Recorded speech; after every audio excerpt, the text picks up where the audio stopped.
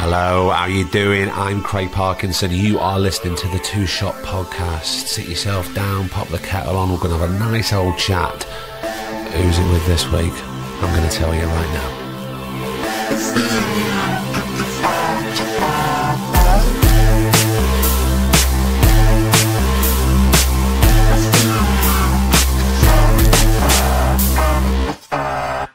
How the devil are you?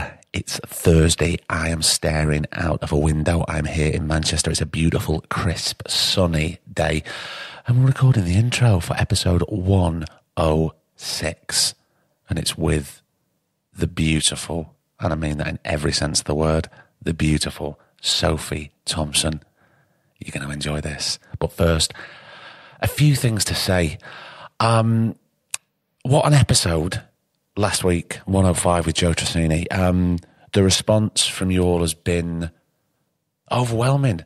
And we've had so many direct messages and emails and open messages about his episode and how honest and brave he was to talk so eloquently about his condition, about what he'd been through. I don't think he himself would put himself down as being brave. I know that we, as listeners, certainly think that he doesn't think that. But I can't thank him enough, and I can't thank you enough for listening. I know a lot of people were saying, oh, Craig, I've listened to half of it, and I'm just going to give myself a little breather. And that's fine. You do whatever it takes. If you haven't listened to it yet, don't feel the need to if you're not in a good place. But if you have, and also I've tried to respond to everybody, and there's a few people I haven't, so do forgive me, and I will drop you an email back or a message, purely to say thank you. What else? There's a couple of other things. First off, March the 29th, 2020. Get it in your diaries.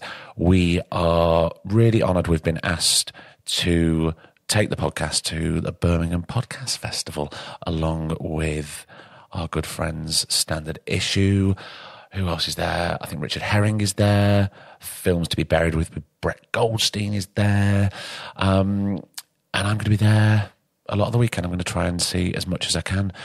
And we would love you to come. We are there Sunday, the 29th. I think it's a 7 or 8 o'clock start. We are the last podcast of the festival. We're really chuffed to be there. And I'm just really thinking of a fantastic guest to see us through on Sunday night. So I'd get your tickets in quick, because if I get who I'm thinking of, then you're going to be in for a real treat. So Sunday 29th 2020, come see us, Birmingham. Also, I want to say a thank you to the lads at Pod Bible, because we have been nominated in a very lovely category of Best Film and TV Podcast for 2019. You can go to podbiblemag.com and vote for us there. Voting closes on December 31st, 2019. And if you don't already follow Pod Bible, then do that at Pod Bible. And it's a great little magazine. What they've done, they just talk about podcasters and podcasting, and they'll open your ears to more new podcasts, because that's what you need in your life, isn't it? Like there isn't enough already. Is there anything else I need to tell you? I don't think there is. Well, actually, I will tell you that this week, myself and Griff have been in Manchester, and we have recorded some incredible episodes coming your way. And I'm going to tell you now, because they're done and I've recorded them. So the incredible actress I was telling you about, you must see it on Twitter sometimes. People go, oh, Craig, what about this person? What about this person? And there's always a name that's been coming up for the 2 years. She always pops up regularly. And it's the wonderful Siobhan Finneran. And you'll know her playing Sarah Lancashire's sister from Happy Valley recently. She was in Downton Abbey. She's done all sorts of stuff. But, it's Two Shot Podcast. We don't talk about that. We talk about the human. And we had almost 2 hours with Siobhan. It's a brilliant, brilliant conversation. Yesterday, I sat down and cooked for an amazing chef, which I've never done that before in my life. what do they say? Always do something every day that scares you. Well, cooking for a very tough, well-established chef, that scared me. You can find out whether Gary Usher liked my food and his life in the coming weeks. And that's just 2. It's just a little taster for you. There's many more to come. And speaking of many more to come, we better get down to it. This is episode 106 with the incredible, beautiful, warm... This is going to make your day sunnier. It's Sophie Thompson. Enjoy, and I'll see you at the end. So I told you that you have full editorial control. We talk about anything. Quite nervous. Don't need to be nervous about anything. Do people get nervous? Yes, everybody gets nervous. Do they? Yeah, and everybody gets nervous after. And everybody gets nervous before it goes out. But they've all listened to it, so it's fine. So you'll listen to it before anybody else. And then could you cut that bit out where I'm a twat? Then you do. Or I called that person an absolute cunt. Then yeah. That they work with. Oh yes. Health and safety. Health and safety. Griff's going to be here for the first part, then he's just got to go next door and have a meeting about something else. But he'll take a couple of photos and do a little video. It's just for the social media. But he'll be very... I don't do any social media, so I shan't see it anyway. It's fine, but just to let you know anyway. It's more hot water there. Thanks, darling. Great. Thanks for doing this, Thank Sophie. you for having me. I feel, What? I feel a bit honoured. Well, I feel honoured that you sat here. I just like new people coming in. Oh. And I'm just always really grateful when people say yes. What made you begin it? Lack of control over my career, I think, and the need to be creative, and that I'm really curious about people. And I just thought, well, I always learn off other people, like all the time, and that never really stops. And I thought, well, if I can distill this with not having to work and do something that I don't want to do, just to be curious and creative, and I can do this and I can take complete control of what I do, then I should probably take advantage of it. And you get, you hit 40 and you go, oh, I want to learn more things. So I wanted to learn communication. I don't know, not just communication. Yeah. But because I'm endlessly fascinated and curious and I want to learn, I just thought, well, as actors, you're thrust into these situations and relationships super quick, aren't you? Yeah. Whether it's like your first day of rehearsals for anything, or your first day on set, and you've got to do a really intimate scene with somebody who you've just shaken hands to and said hello, and you don't know them. Yeah. So you've got to learn to. And I just thought, well, I'd like to do that in the podcast form. Amazing. That makes sense. I think so. Did I explain myself at all? Yeah, no, you did. That makes sense. I was thinking about, it's funny, before you came downstairs, because I was thinking about you, and I was thinking about how I always perceive you as to be you've got a lovely, warm, open voice. Oh. And a warm, open personality, I think. And if the shoe was on the other foot and you were talking to me, I'd probably just tell you everything about my life. and I don't think anybody's ready. Here's a shoe. I don't think anybody's ready for that right now. I'm certainly not. And it's funny because over there in the corner, as you can see, because it's half term, I've got my little 8-year-old with me today. Yeah. And as soon as you came down the stairs, he saw you and wanted a big hug off you. So I thought, oh no, I was right in thinking that, because that's the type of thing that Sophie Thompson brings to the room, that people just want to give her a hug. Oh my goodness. I felt honoured. Well, I'm really thrilled. How are you?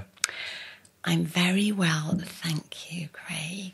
I'm happy to be in this strange Soho basement with the red walls, talking to you, with your jumper practically matching your eyes. It's a compliment off. That's really nice. Looking incredibly well, so clearly the juicing. I'm trying. I'm making a concerted effort. Really? I think you have to, though, don't you? Did you feel Don't even think about turning the tables on me, Thompson. That is not going to happen. I'll shut that shit right down. Dermot O'Leary tried that, and he doesn't get away with it, and neither will you. Well, I literally took a photo that made me laugh, and it sort of, it does connect with what you're saying, what you told me about your juicing. This doesn't particularly work on podcast form, but I'm telling you what it says. We'll I'm going to check. We can relate. I've come to Soho to detox, said nobody ever. It was outside the pub. But that's true, because that's where we are now. Yeah, and I sent it to a friend of mine who's going to do this juicy thing on the 1st to the 8th or something, but they're going somewhere to do it, and they get all massaged and drink juice. Oh, you see, I kind of like that. I haven't got no time for a massage at the moment. No. But that's the next thing on my list. Is it? Oh, yeah. Yeah, I need a bit of that. Yeah. So you're good and busy. I'm making myself busy by talking to people like you before I go back north next week. All right, it's all right. But are you well within yourself? Are you good? Yes, I think I am. Why do you say you think you are? No, I am, Craig, I am. My mum is...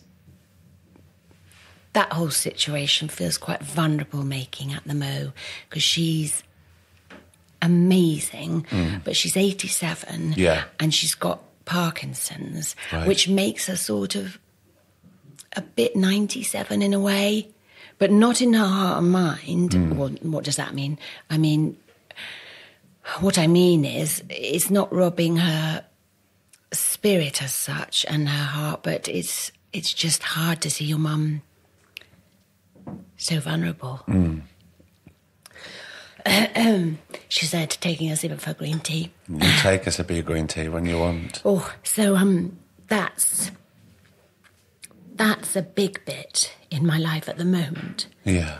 But at the same time, it's also it's inspiring. It's very life-affirming to see somebody and feel somebody do old age quite so brilliantly and quite so bravely.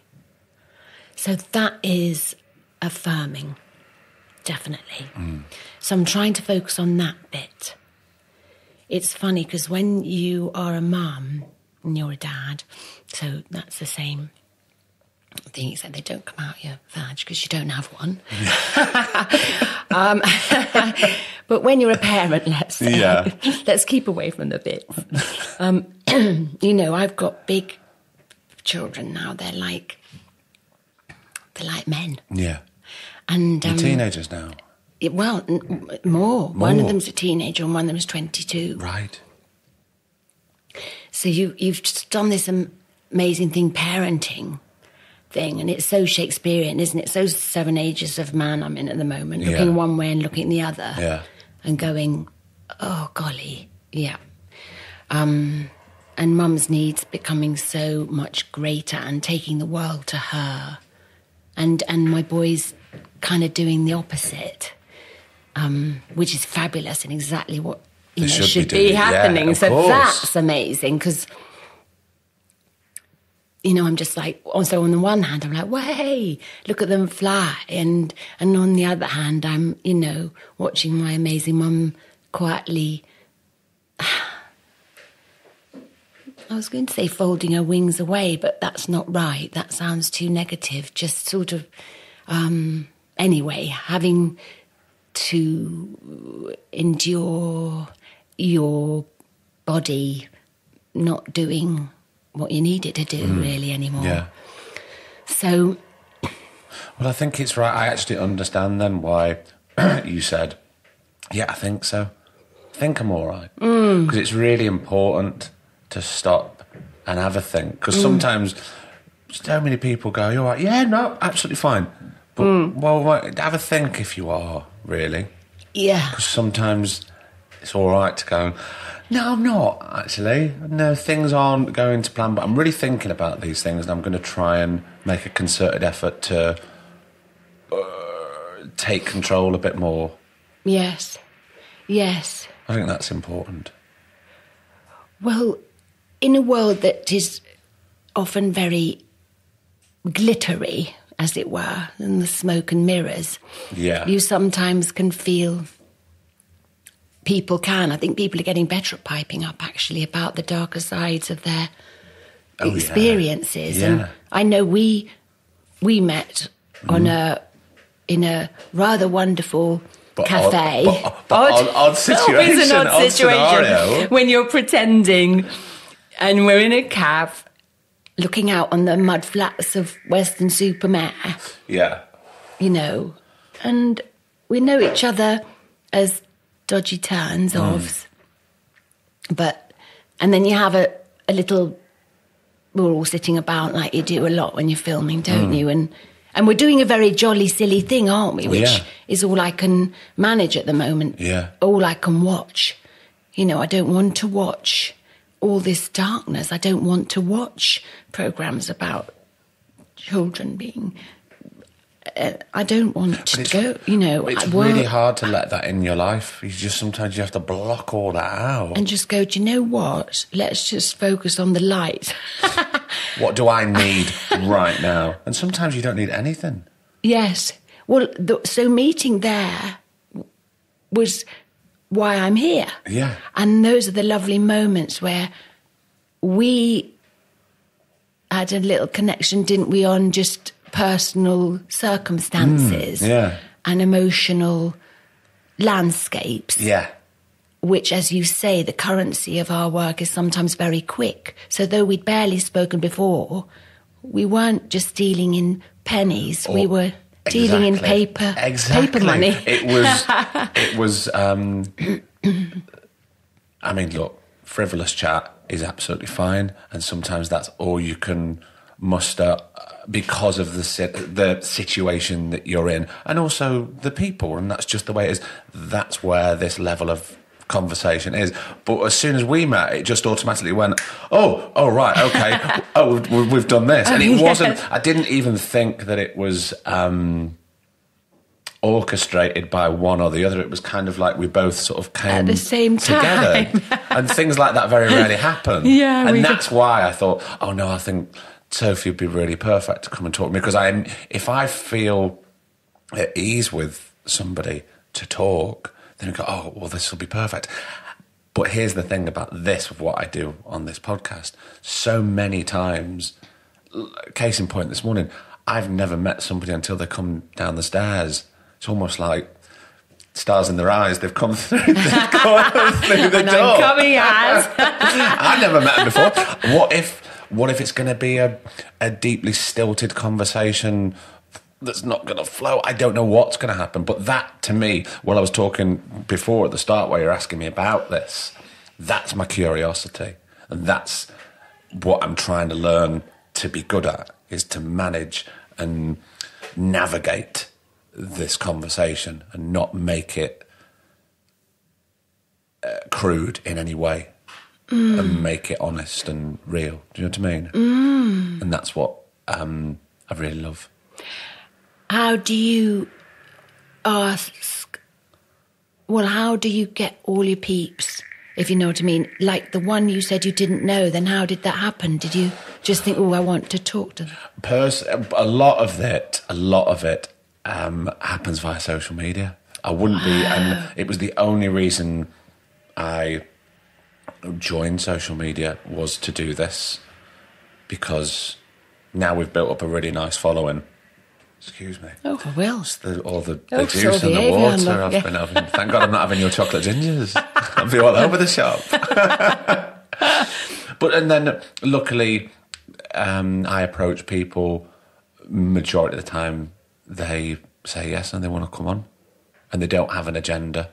They don't have a film to sell or a television show to talk about, because I don't really care about that. No. That doesn't really interest me. No. And also, if it's acts, because sometimes it's not actors on, it's sometimes musicians and all that, but that's why I'm excited. I'm excited about the writing process of a musician, because it's outside of my comfort zone. I don't know any of that. I mean, I'm starting to know more and more. Yes. Because the more musicians I speak to, but I still find it fascinating. Right, yeah. Whereas, what it's like with actors, the job doesn't really finish until they've been doing all the press and talking about it, and they're bored of that. Oh, bored of it. And it's so... I find that part of what we do so awkward. Why do you find it... I mean, I still do. I find it less awkward than what I used to. But yeah, me too.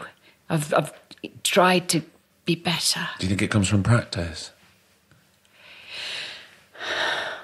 Yes, I think so. I think it probably does. And just learning what... Because I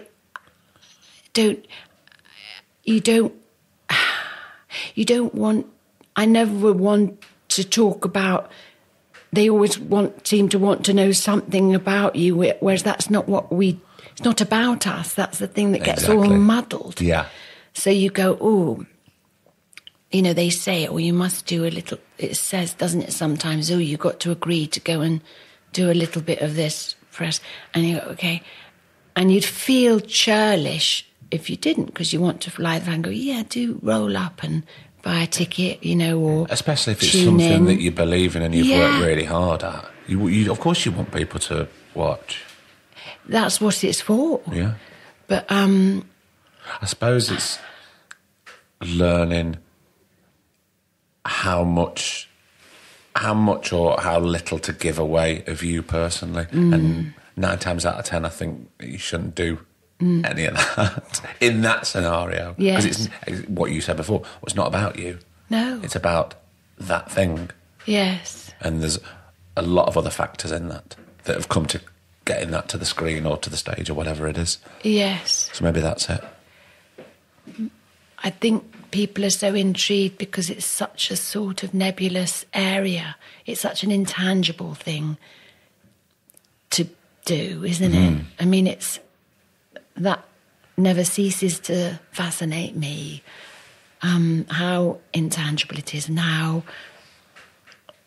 when you feel something's sort of gone all right in maybe just a one take or a one show, you think, oh, that kind of worked. And then the next minute, another bit bites the dust. And, you think, oh, why didn't that work? And you're constantly learning, aren't you? On the job. Yeah. Which is great. You want that in life. Like I say to my boys, every day's a school day, and hopefully you're going to feel that, and if you're spared until you're ancient. If you're lucky. If you're lucky, yeah. Like, say, my mum or something, who just has that inquisitive and open nature, and that's such a beautiful thing to behold. But yeah, it's such a mysterious thing that we do that I think, people, I suppose it's like seeing behind the scenes, isn't it? They want to see behind the scenes of you. Yeah. And that's, that's a big no-no for me.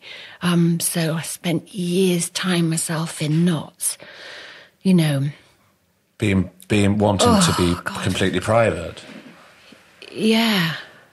Just thinking, because I'm sure you've heard this loads of times too, Craig, but people tend to, lots of people, or some people tend to think that it's all about showing off and being up there and being looked at and all of that. And of course, a lot of the time, I think it's really not about that at all. And a lot of really good actors or performers, and are actually deeply uncomfortable in real life. Yeah. And, and then they can walk out in ridiculously big spaces and give out something. And, I always feel rather pretentious when I talk about it, because you always bump into something, or at least I do in my head, that I think, oh God, that sounds so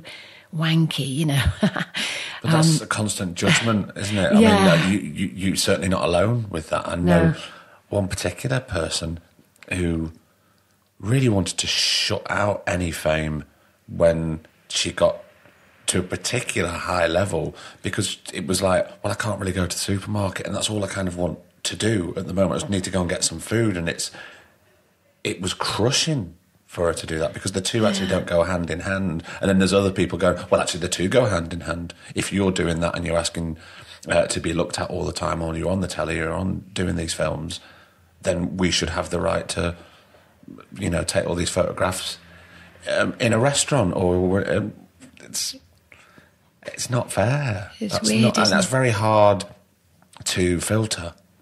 Yeah, filter, that's a good word.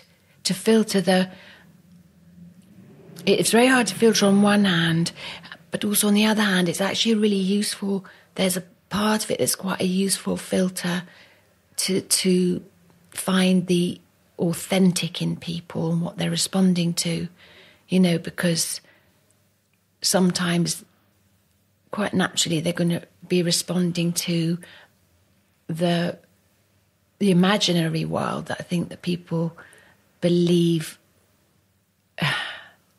exists, if you know what I mean. Yeah. Whereas we're trying to,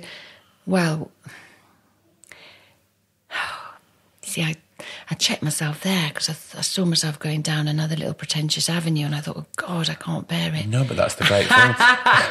You could have cut it out. But that's the Christ, thing. she was pretentious. But we can cut anything out. I do love it when you laugh, Sophie, because you've got such a beautiful soft tone, and all of a sudden this big foghorn of a laugh comes out. It's brilliant. Oh my golly. Yeah, well, it's just constantly weird what we do, isn't it? Actually. But also it can be incredibly ordinary too, and it can be mundane. Yeah. And it can be dull. Yeah. But then the next day it can be incredibly exciting. Yeah. And fulfilling. Why did you do it, Craig? Stop doing this, Thompson. So I'm thinking, what hole did you go through down the burrow? Too dark for this podcast. Do you think it was inevitable for you that you were going to be doing this profession, considering your mum and dad, I suppose? Maybe, I don't know. If they'd been bakers or had a calf or something. Because I really enjoy being in a kitchen, and I think when I'm much more comfortable below stairs, if you know what I mean. So that might have been my journey, because that feels like a big element in me. But the way it turned out, I guess, what your mum and dad do isn't extraordinary, is it? It's what your mum and dad do. Yeah, exactly. So you merge into a world, and ours was very much the theatre when I was little. Were you taken to the theatre a lot as a child? I mean, yes, not a massive amount, I have to say, come to think of it, but always went to all the things my dad directed, and he was like, he started off as an actor, and all I can remember of him as an actor was him running away in Dixon of Dock Green, right. And he was a baddie, and he couldn't get over the wall, and the cul-de-sac, the classic cul-de-sac, and I was really upset. Anyway, that's all I remember of him as an actor, except brilliant old pictures that we've got at home of him doing all manner of things. And then he went into directing, and it was rather brilliant. And I remember, being a small person in the auditorium watching him, and I loved those buildings. I just loved those buildings and theatres, and I loved being in my mum's dressing room backstage and listening on the tannoy and tidying up her place, because she was very messy. And, all of that felt quite homey. And also the norm, because as you said, it was just, at that time, it was just what your mum was doing. Yeah. She was going to work. Yeah, going to work. And, remember, she'd come home late, and you could hear her little beetle futtering down the road. And, yeah, exactly, like, that's just what they did. But I think I was painfully shy little person. So the idea of, no, I didn't think like that. There was no logic. There's not always logic, is there? No, well, there isn't. And sometimes nor there should be. No. Nor there should be. Nor should there be. Love it. I'd say we'd cut that out, but I'm not going to cut that out because that's just Never. the way it Mistakes goes. are the best. So I can't remember. I think I went to my first drama group. I think because my big sister went to this drama group. It was in a lady's kitchen called Sheila, but I went to a different group to Where was this, in North London? Yeah, North London. Was it something you wanted to do, or do you think? I think. Were you influenced? No, Or I think it subconsciously definitely influenced? was something that felt like, ooh, I'm trying to think of the Colonel. I just felt comfy around the oddness, I suppose, or what felt like I'm not quite sure. I remember stopping at this big hedge and then, I feel a bore. I know I've told this story before, but I was very shy and I was liking this drama group in this kitchen. And, but I couldn't get, there was a membrane of shyness that I couldn't break through. And I remember giving myself this kind of holistic talk by this hedge. I was in this really, this velour tank top, brown stripes. And I was 11. And I remember giving myself, because I wasn't a great reader, but I was reading these books. I think this character was called Bobby Brewster, and he had people in him that he talked to that ran all his body inside. So basically homeopathy to a degree. Yeah. And also my dad used to talk to Fred when you cried because he was watering the irises in your eyes. So I had this in my system and I was talking to everyone inside and going, listen, you're really enjoying this, but you're not. Something's stopping you from engaging. You need to kind of work at that and try and sort of perforate this membrane that's holding you in too tight. And it really helped. And I remember this breakthrough feeling of kind of being able to join in, and I would get up and I would join in because I was desperate to join in. And, then as far as I can remember after that, I went to so many drama groups. I wandered into Haverstock School once because I saw a sign on the fence and it said drama group. And after about 6 months, they discovered I wasn't at the school and I was meant to be at the school. And I went to one on a Saturday called Sydney Webb, and then that became the Old Vic Youth Theatre. And we were up and then I used to go on Youth Theatre Association things or British Theatre Association things in the summer time. And I guess I just belonged. I wasn't a schooly person at all. Right. So academic was kind of to one side? Completely. I was literally so vague, so out of the window, in my head. Do you think that is part and parcel with the shyness that comes in with that? I don't know. Is it very much an internal world? I was on my own quite a lot. This sounds tragic. I was in the toilet a lot at school, just sitting there thinking, this is hellish. And it's all girls, which I found really awful. Probably intimidating. Oh, golly. Hey, big pack of girls, very intimidating. So intimidating. To so many people. Oh, so intimidating, great. And to girls, as well, I was like, oof. Yeah. And I tried to fit. And then the trouble was, when I was 15, I did a telly programme called A Traveller in Time, and was away for quite a while, and I kissed a man called Simon Gibbs Kent, who's dead now. I think it was the deadly drugs that done him. Right.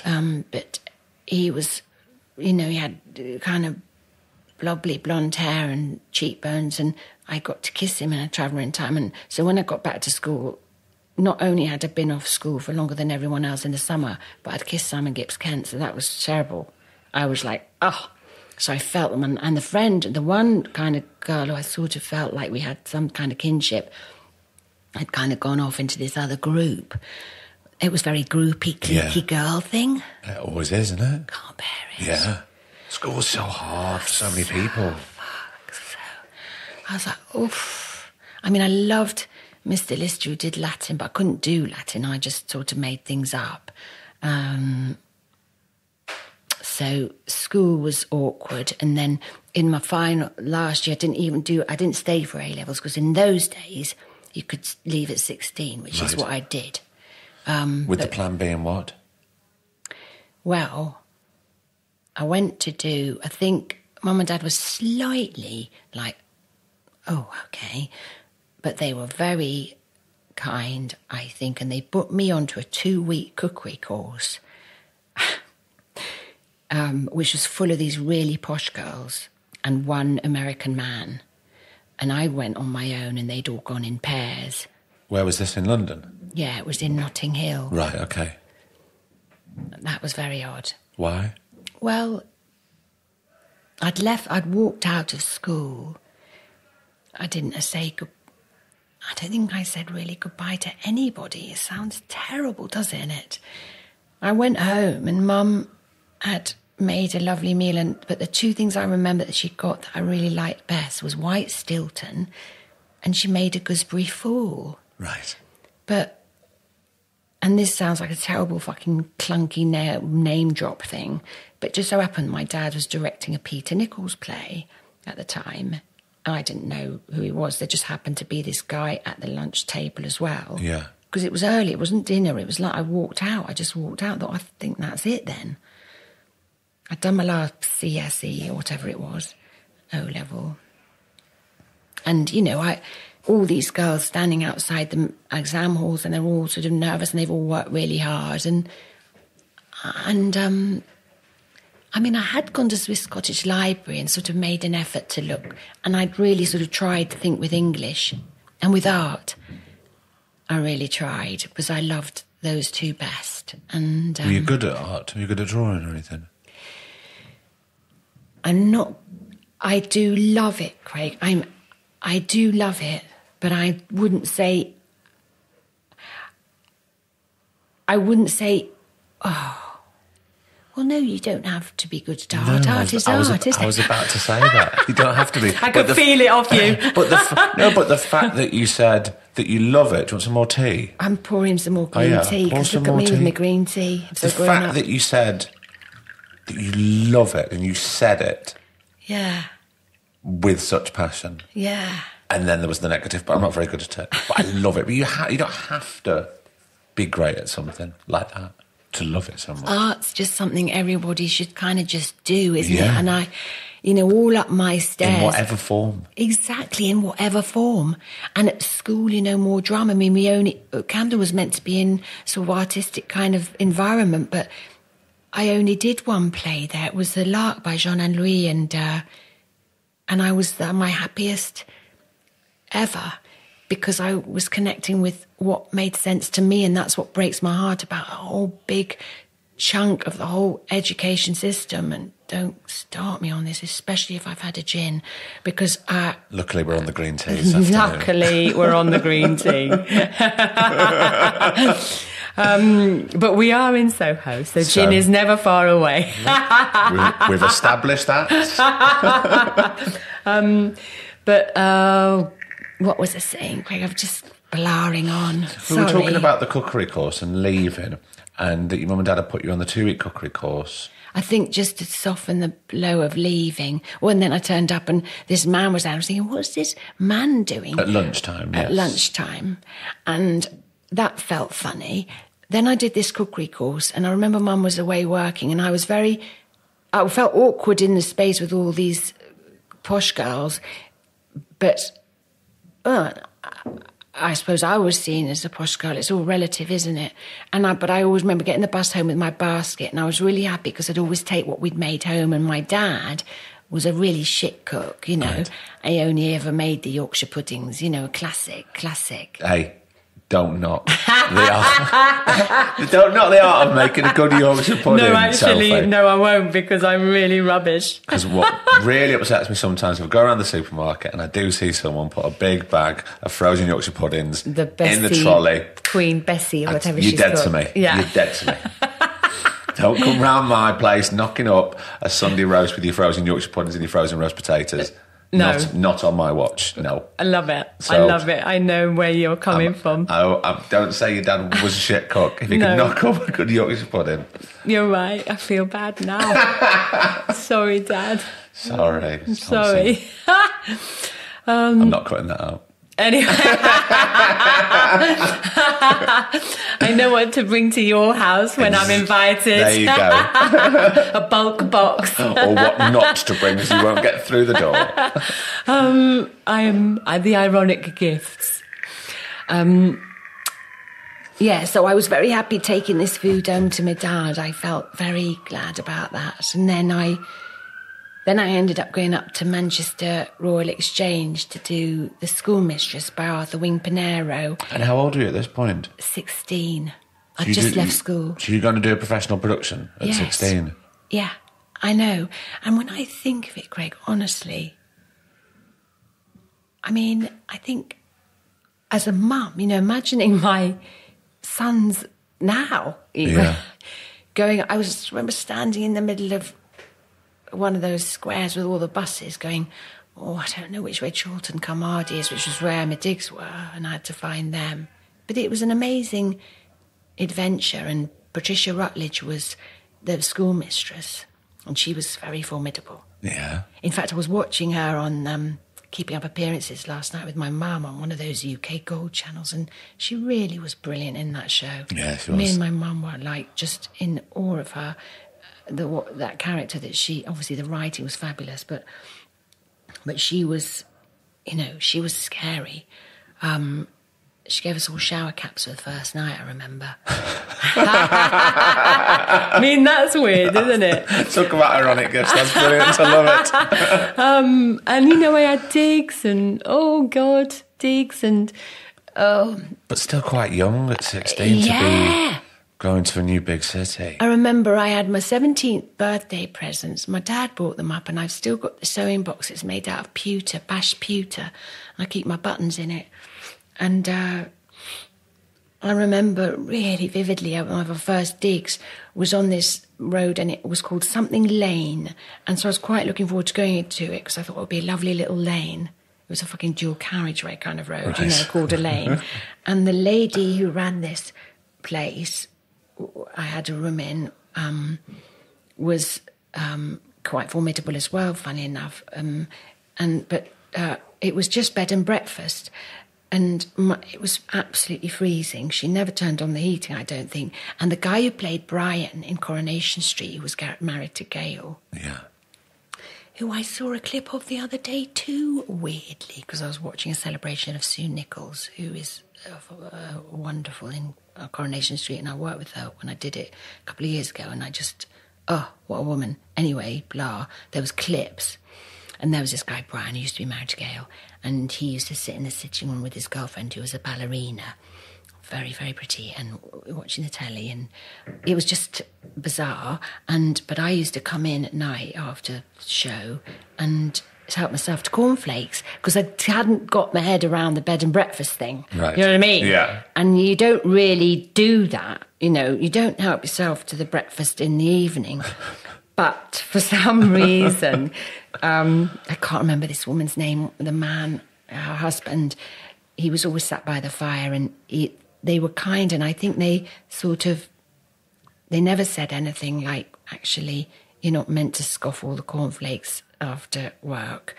But anyway, I moved on from there and found another place, and that was funny. She used to leave, old theatrical landladies. She used to leave rice pudding on the stair for me, which I didn't really like. But I never told her that. I know, but it's the thought, isn't It's it? the thought. How lovely is that? How lovely is that? I bet they wouldn't do that now. No. And yes, that's where I did my first theatre thing. And do you think doing more and more drama, especially when you were younger, even though you were shy, and the feeling that it gave you, did it make you feel more comfortable within your own skin? Yes. And that's another reason. I was hedging my bets there because I didn't know if I was right. But I had to ask it. Yeah, definitely. You know, I could,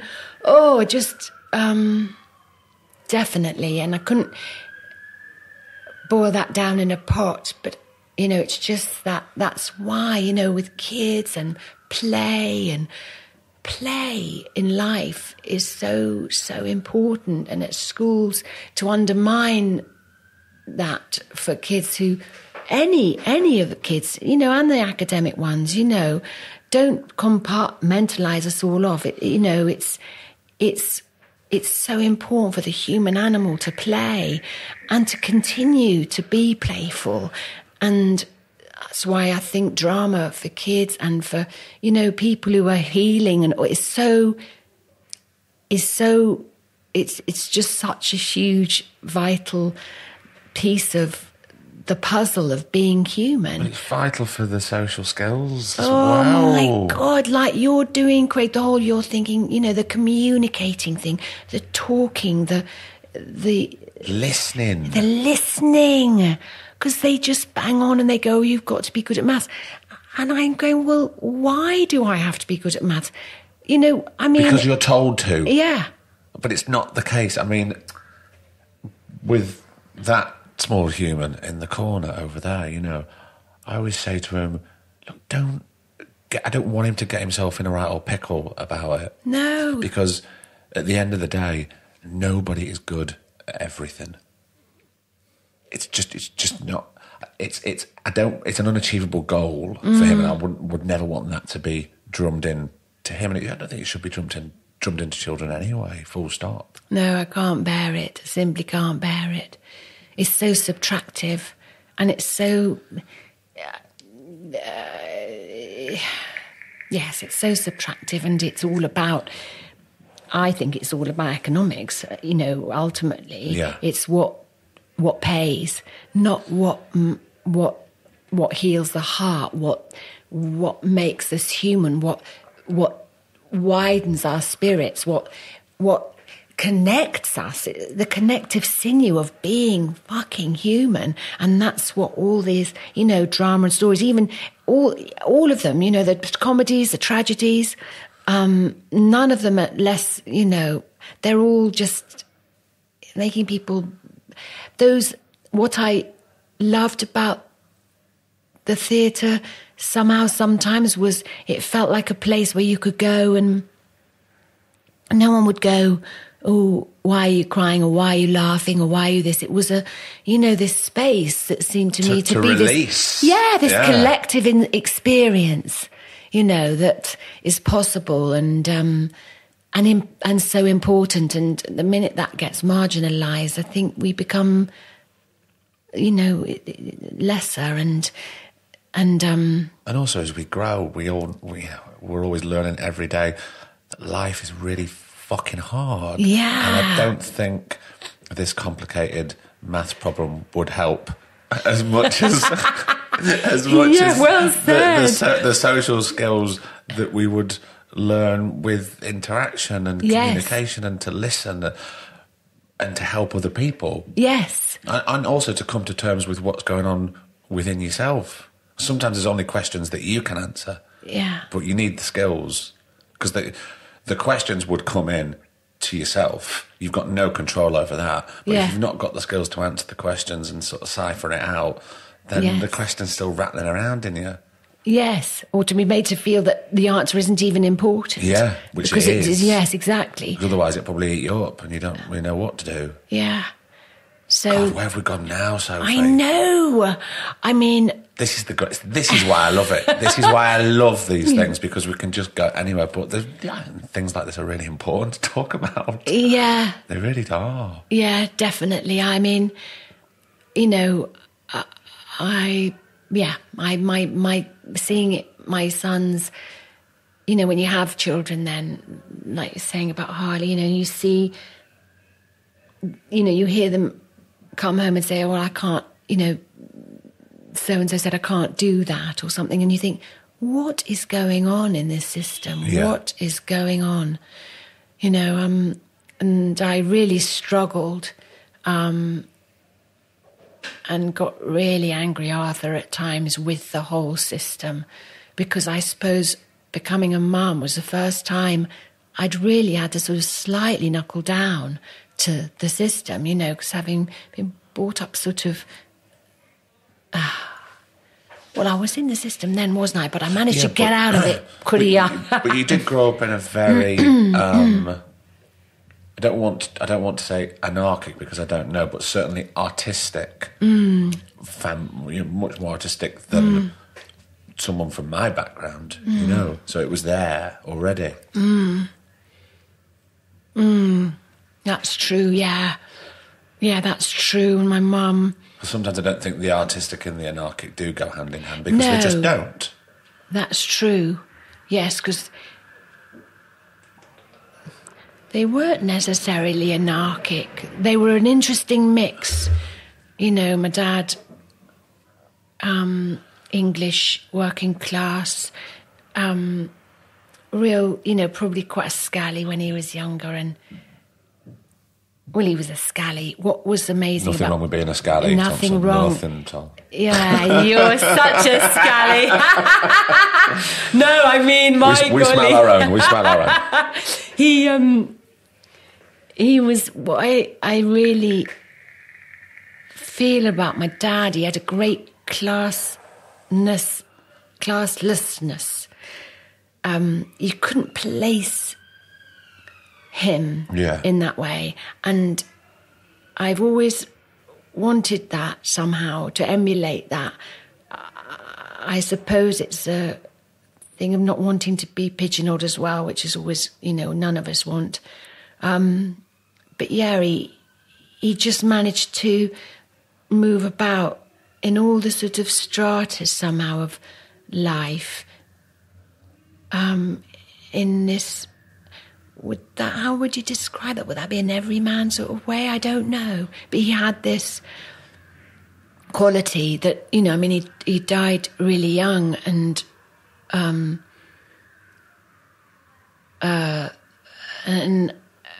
when I was 20, just before I was 21 actually, and I didn't realise it was that long ago. I mean, I didn't realise, Yeah. I didn't realise he was that young. He was 52? Yeah. I know. And, I suppose it's kind of lovely because he left, he did he had an amazing body of work like my ma. Yeah. And he did a programme called The Magic Roundabout, which for people of my generation it was like quite a big deal, you know. And I've done quite a few things where I've had to talk about that. And which has been lovely, connecting through that beautiful way that he spoke. And does that bring back lovely memories for you when you have to talk about that? Or can it be quite difficult? Or is it okay?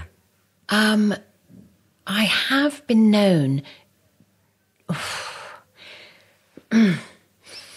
I think because I was quite young when he died, I think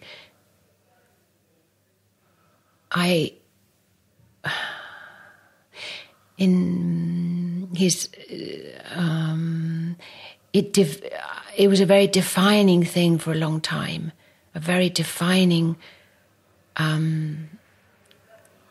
It took me, so ages to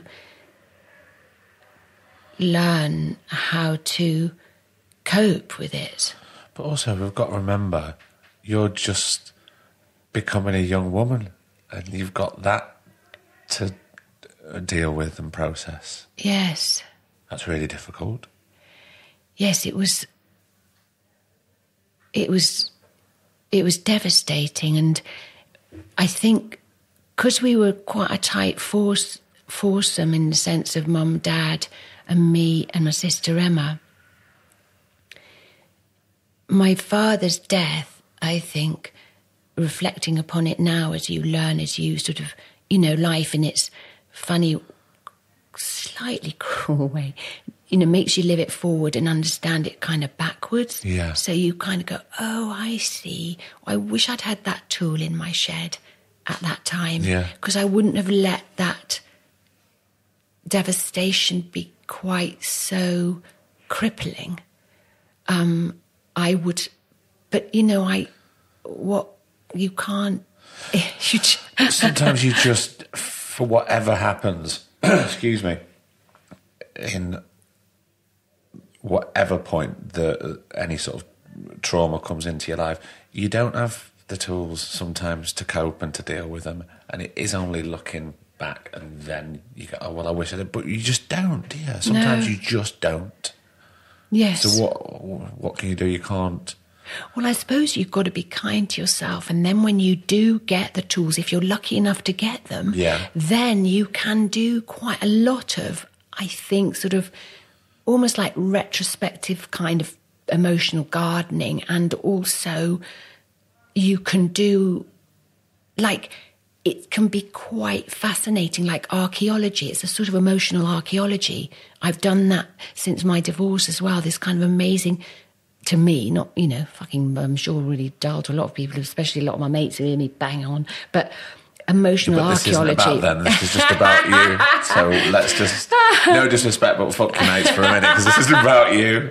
And I found that so fascinating and healing. I was about to say healing, yeah. Because you go back and, as I say, I've done it with my divorce thingy, and you go, oh, what was that thing? And some of the things you dig up from your emotional soil are such sort of fascinating little artifacts that you can learn so much from now.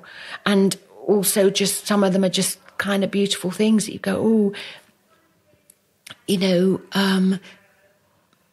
my husband didn't really like to play marbles, so I put them all in my pocket, and that was fine. And we played other things, but now we don't have that. I can do that thing, and I can take the marbles out again, and all that stuff where the daisies start sort of growing through the cracks, as it were. And that was one of the most beautiful things my mum said to me. And she lost my dad the same age as I was when, like, divorce and all of that happened in my life. And, it is like a little death, as it were. And that was a very bonding thing for me and my mum, because she was so great and poetic, and in her state, her spiritual state where she is at the moment, she's always been lovely with words and written brilliant things. I'm surrounded by brilliant writers in my family, but and actually my ex-husband was a brilliant writer, but she, because her head's in such a lovely muddle sometimes, poetry kind of comes out, even when she's not trying, do you know what I mean? I bet, yeah. And she says, a bit like my dad when he had his stroke, say sort of kind of bizarre things. And like when someone doesn't know language very well, like my Chinese doctor, he sometimes say things that are so strange, but I kind of understand them better than normal language. Do you know what I mean? I know exactly what you mean. I get you. Yeah. Because it's poetry, and you kind of just get it through a feeling rather than the exact words, whatever they, because they're all just packets, aren't they, for us trying desperately to sort of get across what we feel. That's why brilliant writing is so, wonderful. And that's why sometimes when, if you recommend a piece of poetry or a book to somebody that really speaks to you and you really get it, and it mends something or it breaks something, it does something emotionally, you go, there you go, take that. And some people go, no. Didn't the spot for me. Come get into it. Yeah. What? Yeah. But that's all right, because, different things speak to different people, because we're all individual at different times. Exactly. And it's the sounding board, isn't it? And the prism of the light of that different character. And that's what, again, the education system can't, embrace that fully because of the time and the space and the this and the that. I mean, if it was all broken down and started again, perhaps it could, and we didn't have this terrible schism. Yeah. Where some people have a choice, they call it a choice. It's not a choice, because only the people who have money have the choice. But let's not go there, Craig. Pass the gin. We'll pass that. We'll just nip out and get a bowl. So, how long were you in Manchester for? We're just jumping back now. Oh, golly. You knew the exchange, Patricia Rutledge. Patricia Rutledge. So you were 16. Then I had my 17th birthday in the funny place on the motorway, and you could see your breath in the room. I used to have to get dressed to go to bed. Then I stayed in various other places. I'm sure I've lived there at some point. Sounds so familiar. and then I snogged people. And that... Inevitably. And then I ended up with a boyfriend in a lovely shared house. And that was an eye-opener to me. And he was on the crew at the theatre, but he also was studying sculpture when you need a foundry, with bronze. Right. So you need a foundry, really hot place. And I was there. That was lovely. And there was lots of arty people in the house. And I liked that. And then I came back to London and did various, waitressing. Was being an actor still the path that you were wanting to take at this point? Having started? Yeah. Which relatively young. Yes, it was. I felt that was the wall I could plug my little plug into, and it sort of felt like, I think that works. Yeah. I think I can belong there in some way, shape or form. And it's a place, obviously, where you were comfortable and you were with like-minded people. Yes, to a degree, yes. When you say to a degree? Well, I suppose we're not... you're bumping into all sorts, aren't you? That's the great thing. Very true. And what I liked, I think, was one of the things I liked was there was no you'd be working with all different ages and also for every 3 people who you don't get on, not that you don't get on with, that you don't connect with. Yes. Then there's 1 or 2 people that you really do, and it makes all that disappear, and you can just put your focus into that. Yes, it makes sense of it all somehow. I love... And also backstage in theatres is always quite grubby, isn't it? People are always surprised... Well, people who don't work in this world, they're often quite surprised when they come backstage and see how sort of strangely grubby and maverick it is back there. It's not... And mouse-ridden. The ones that I've been to, you've done much more than me, but yeah. No, when I was at the National, I used to come out and play, when I got my sandwiches out, they'd sort of hear the rustle of the kitchen foil, and they'd be out there dancing about. Hunker and Munker, I called them. But yeah, I guess that sort of made sense, and then I did I did a thing for the Inner London Education Authority, which is called Round Our Way, and I was doing presenting and standing outside. You were presenting? Sort of, yeah. I remember I was wearing this really horrible bright pink sort of puffer jacket, and I stood outside a laundrette and said things like, "This is a laundrette. This is where people come and do their laundry when they haven't got a machine at home. Let's go in and have a look." And me and Dorian Healy, who weirdly is a wonderful actor and is married to my agent now, we presented that together, and it was called Round Our Way, and it was all about designing a community and how good it would be to have a swimming pool there and a playground there and da-da-da-da-da. And that was interesting. And then I started to percolate, I think, and I thought, I think I need to be a student. Because I'd left school young. And what age were you now when you thought this? Nearly 18. Right. 18 about. And I'd written loads of letters to Pitlochry and The Bubble and all these theatres, and, you know, I wish I'd kept them all the letters you get back going, sorry, but no. And you're like gutted. But you begin... it's the be-all and end-all, and it really isn't. That's the beginning of your philosophical journey of sort of acceptance that a lot of the time that, you know, you're not going to get the job. But I do wish I had those letters. Golly.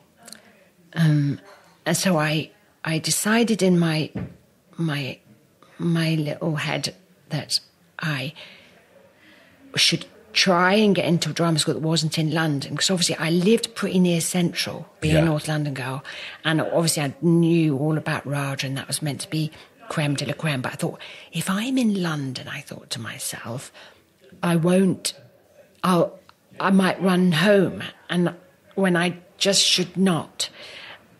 And I think I need to get out and not do that. It's a very brave thing to come to terms with. Is it? I think so, because you're going, well, if I stay in London, I've got a plan B. I can just get out and I can get home. Whereas if I lock myself away somewhere where I can't run away, I think that's pretty brave, yeah. Well, I don't know about that, but I thought Bristol. I plumped on that because my mum and dad got married there. Oh, did they? Yeah. They were doing A Midsummer's Night's Dream, which is my favourite Shakespeare. And Mum was playing Titania and Dad was playing Puck when they got married. The hairy fairy, they called him. Anyway, I thought, I'll try for there. And you had to go up and do a weekend. Did you do that, Craig? No. Was it like a weekend of auditioning? Yeah, you had to do an initial audition in London, which I got through. Yeah. Sing a song, modern. I sang One Meatball. And I did a terrible version of that speech of Queen Anne where she goes, the heinous deed or something. Is that Richard the Second or the Third? Right. I can't remember. And then I can't remember what my modern was. I know. I think it was a piece from a play.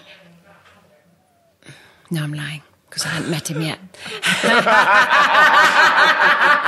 I was going to say, there's bloke I went out with. I wrote a play. But no, I haven't met him yet, so I'm completely making that up. What was it? Anyway, blah, blah, I did a modern. That was what was required, wasn't it? And modern. Modern, Then classical. I went to do my weekend, and you stayed over in a... Sorry, Sophie. Yes, Oh, no. no, he's fine, he's fine. I was sitting on the steps. Sorry, we just had to Oh, pause no, that. yeah. My son just moved from his little corner onto the stairs. I thought he was going out onto the streets of Soho to go and find us some gin. It's an option. Well, yeah. He's 8, I'm sure he'll be fine. So you were there for that weekend? Well. Yes, you you had to do workshops and, Saturday, Sunday, I think it was, and do people put into groups and improvise and do bits and bobs. I can't quite remember what you had to do, but various bits and bobs. And then wait to see.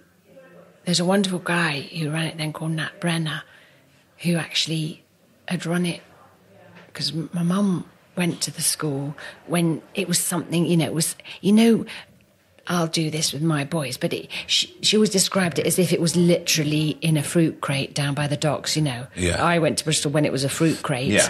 Yeah. And I'm like, oh, well, but I do sort of the same now, because I go, well, I went to Bristol when it was just these two houses knocked together, like with nothing in it. And then you know what happens, like years later, you get sent letters going, we're making some improvements to our facilities. And you think, facilities? What sort of facilities do you need? And, you know, now they've got, like, facilities. And so you go, oh, anyway. So you try. Someone was saying to me, actually, not so long ago, speaking of that, oh, yeah, I went to Hampstead Theatre when it was just a shed. And I had to go, no, I remember I was at drama school and it was just a shed. Well, did you go to Central? No, but I was down the road and I remember going to see something at Hampstead and it was just... it was like a Portaca bin, wasn't it? It was like a blue and white sort of shed. And then they knocked it all down. Did you go to a London one then, Craig? I went to Mountain View. Did you? Yeah, but it's not Which was in... It's not about me, Sophie. So I will cut that bit out. No, it's not me. I've told you I'm learning at this conversation, Lark. I'm learning to... I know when people are doing it. You're doing the driving, aren't you? Yeah. Oh, my God. Were you feeling comfortable after that weekend? Did you think, I'm up for this? Yeah, I did. I did, actually. I remember feeling like, I feel too shabby. And I'd really like this guy, Nat Brenner. And I think he was down in the fruit crate when my mum was there. And I felt he was a really good egg. He was like really old school, but I really liked him. And I just felt we had a bit of a connection. Anyway, I did get in and that was lucky. And, you know, it's fucking hard and about, you know, so many people, as you know, apply and diddly-do. But, that was my first choice. And to get your first choice in life is quite rare, isn't it? Yeah, of course. So that was a bonus. And I loved Bristol. Being there, I remember when I went there to try and find digs before I started, I was so happy. And it's a great city as well, isn't it?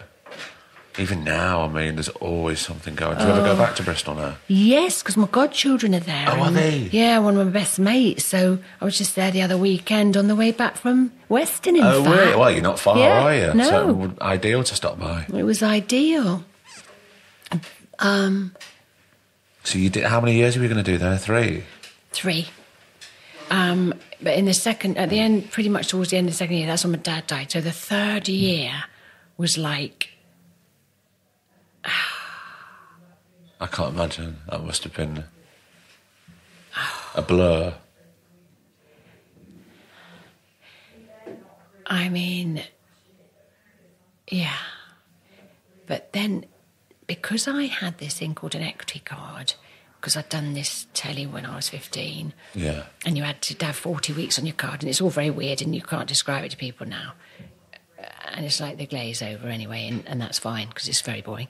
And it was a catch-22, wasn't it? I'm not glazing over. But you had to do 40 weeks, and you couldn't get a week's work if you didn't have the card, and you couldn't get the card if you hadn't done the weeks. And I don't know, someone... That was wrong, wasn't it? Do you know what I mean? That was ridiculous. Really awkward.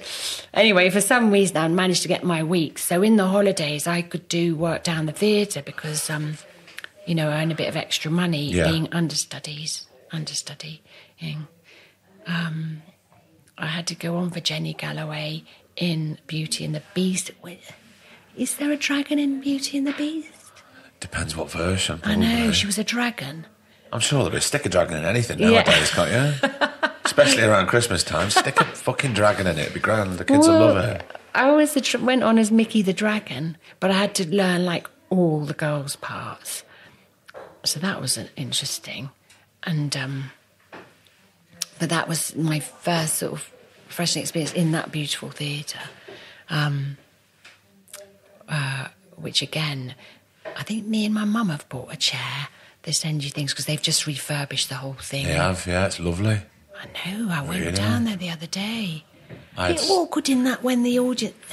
That bar place, though, when I saw it without an audience, if there's an audience in there, I thought that's going to be a bit awkward, isn't it, with the people at the bar or eating their dinner. Anyway, that's just a spatial thing that is on my worry list. Don't take that off. It's not high up. No. It's not high up. Are you a big worrier, Sophie? I'm a big worrier. I think I got better. I think I've had to be more in control of it. Again, as a parent, you would blow a gasket, wouldn't you? Yeah. If you didn't kind of corral some of that shit. But I don't think... I know a lot of parents who are huge worriers. But still, on the flip side, would strike when they needed to, but still, in the back of their mind, they would worry, and certainly worry not just about their children, but would worry about sometimes irrational day-to-day things that you shouldn't really need to worry about. Yes, I really try and be firm with myself. I mean, we've all got a myriad of voices, haven't we? There's chorus of disapproval and or whatever in our heads, and it's just being firm. Some days, you know, you can really do it, can't you? And some days the bear bites you, doesn't it? And you go, fuck, I didn't quite manage today, you know. And that's when art again can come into play and help you, you know, like a song or a poem or a play or I'm not a great reader, I have to say, but I do try. I mean, obviously I read for work and I love You've always said, sorry, I didn't mean to interrupt there. You always said I'm still learning. But even though you said right at the beginning of our conversation, when you were younger, you weren't a big reader. So that didn't really change. No, I read things with pictures. Right. But when the pictures went, I got a bit distracted. Scared. Well, I was like, that's a lot of words without punctuation, a visual punctuation. And I like a bit of visuals. Yeah. And just the words. With script, it's different because it feels like you're going to make something out of it. And I'm just an interpreter. And with a script, it's like what I feel like this is going to sound so pretentious again, fucking hell, maybe cut it out. Right? But like a pottery, you know, they get a bit of clay and they go, goody, or a whittler and they get a nice shaped bit of wood and they go, oh, God, I'm going to whittle that to my heart's content, you know. And when you get a good script, you go, oh, you know that feeling? Yeah. And it's sometimes quite rare. But, you know, and you go, well, like, you know, and sometimes it's a bit of an awkward shape and you go, well, get my best whittling tools out. I can, you know, really try my damnedest. But yeah, it's an active thing for me there. But a book, I'm like, oh, it's very still. Yeah. And it goes a bit still in there. I do understand where you're coming from because I didn't start reading till much later than what I should or what I was told I should. Yeah. And that's what I kind of incorporated, how we would read a script. I would sort of do that with books. And now all I want is, I took him on a holiday, just me and him to Greece. And all I wanted to do was sit down. And I had some books to read for work and for the podcast.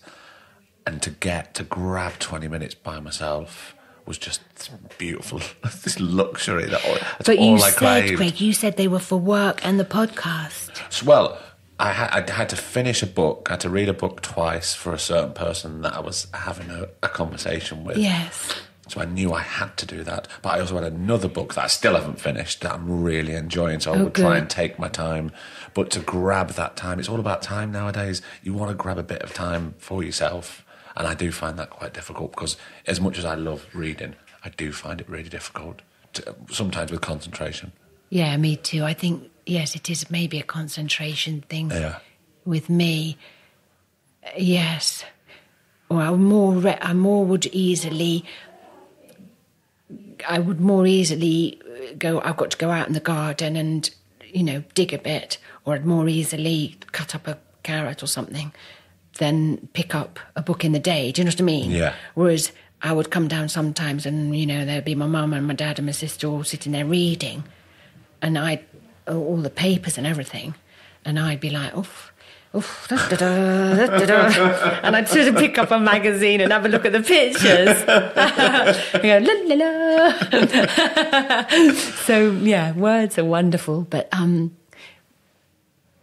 yeah, but it's just I find my angle on literature is I want it to, I suppose my default setting is to get up and do it or to hear it. I used to love being read to, and I love going to see it. Talk about a luxury. That being read to is a beautiful luxury. Oh, and I miss that, the boys, when that went away. Yeah. Because kids' books, and because there's pictures. And also there's such magic. And not necessarily logic. And there's, so I guess it was a bit like moving from little school to big school. Yeah. I was just suddenly, where's the macaroni that I can stick to paper, and where's the glue? Well, that it goes a bit dry. That's a very big question, Thompson. Where's the glue? That's one of my favourite things to do, though. Glue, funnily enough. I love to glue. Yeah. Sophie, have you ever thought, because you've had, what we don't do on the podcast really is go into people's careers in detail, because I've already discussed, it's not that interesting. No. This is much more interesting. Have you ever thought, or even considered, stopping? Yes. On a frighteningly regular basis. It slightly frightens me when I do it, because I go, where am I then? Who will I manage? What is this to me now? And I've done it more as I get older, because I found when I became a mum as well, such a huge shift in yourself and the way you see the world. I just, I ask more questions, I think, on behalf of, it's not about you anymore, just what you're thinking. It's about, and I thought, what the dickens am I doing? Does this matter? And, do you know what, Craig? I actually, sort of slightly surprises me how often I do it and think, well, I could just go over there and do that, and maybe that would be more helpful. Or, and I do, it does sort of slightly throw me when I do it, because I go, well, what does that mean then? What does that mean if I'm not connected to this world anymore? But the world has changed a lot. Yeah. And you have to sort of be vigilant, don't you, and go, well, sometimes I don't belong as much as perhaps I thought I did. There's certain parts of it that really I don't like or I don't respond to. So I do find myself on a more regular basis than I care to admit, even to myself sometimes, being a bit bewildered with it and going, oh gosh, and maybe it doesn't, is that, maybe it, I don't know, the idea that stopping is a kind of scary one. Yeah. Because it's like so much a part of what my world since I was like, so I'm like, what if I didn't belong to that world? Would it matter to me anymore? I don't know. Do you think those things? I think about those things all the time. Oh, do you? That makes me feel better. I think a lot of people do, not just about this, but about everything. Yeah. And sometimes you can't answer the questions right now. No, and that's okay, isn't it? I think so, yeah. It's all about going, no, that's okay. Sitting with it. Sitting with it for now. For now, yeah. Sophie Thompson, I think you're really lovely. Thank you so much for coming on. I might cry. I felt really quite emotional all the way through. God, I was in bits then at the end. I just rose up. Sophie, thanks so much for coming on. Oh, thanks for having me.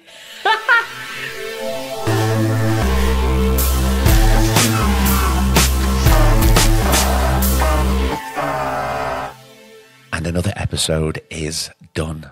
What did I tell you? Feeling a bit happier, a bit warmer, of course, because we all need a bit of Sophie Thompson in our lives. And I'm so chuffed that she came on. She's such a lovely soul. As you heard at the beginning, me and Sophie didn't really know each other. We worked together on a new comedy earlier this year.